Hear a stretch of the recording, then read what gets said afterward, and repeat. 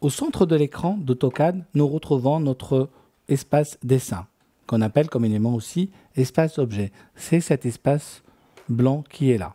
Je peux dessiner ici tous mes objets et tous mes vecteurs et mes dessins.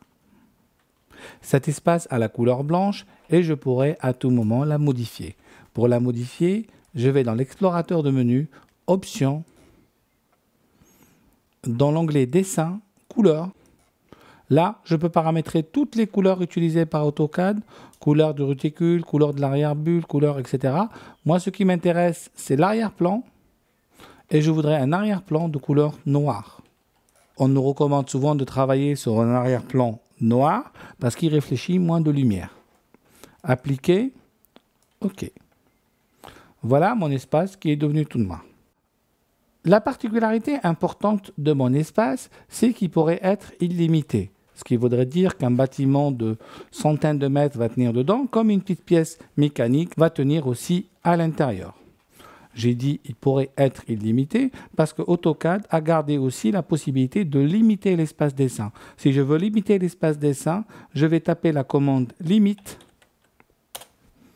Et là, il me dit le coin inférieur gauche est à 0,0. Le coin supérieur gauche est à 420,297. Je fais entrer, je viens de limiter mon espace. Je vais rappeler la commande et je vais taper ici inactif. Et là, mes limites sont inactives et mon espace devient illimité. La particularité aussi de cet espace-là, c'est que chaque objet va avoir une coordonnée X, Y. On parle d'espace orthonormé. Voilà une ligne. Si je regarde ici mes propriétés, dans sa construction géométrique, j'ai départ en X, départ en Y, départ Z, extrémité X, extrémité Y, extrémité Z. On a le Z ici qui est égal à 0. De toutes les façons, on va dessiner dans toute cette formation sur le plan 0. On est en espace 2D. Par contre, on regarde bien les coordonnées de mon point. Si on regarde ici la longueur de ma droite, elle fait 200. 200 unités dessin. Oui, sauf que les unités de dessin, à quoi correspondent-ils dans la réalité? Est-ce des centimètres, des millimètres ou des mètres?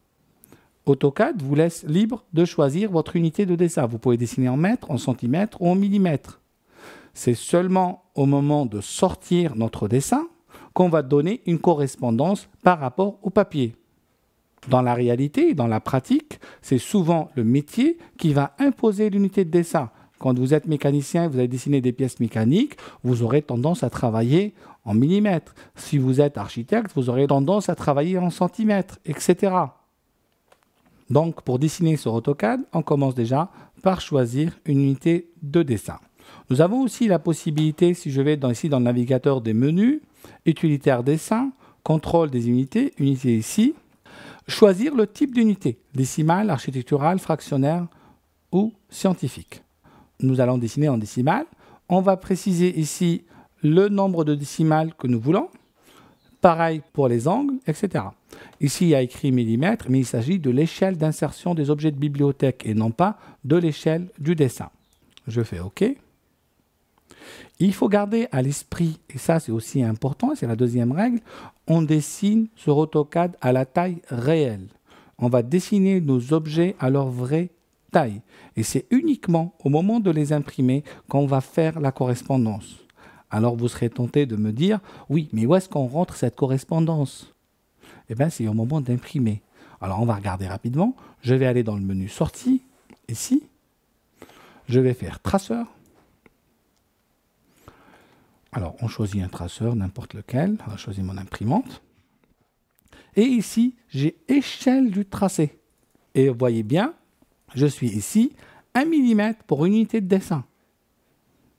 L'unité de dessin serait millimètre, j'aurai 1 mm pour 1 mm. Les unités de dessin seraient centimètres, j'aurai 1 mm pour 1 cm. Ce serait le mètre, ce serait 1 mm pour 1 mètre, ce qui correspondrait au millième.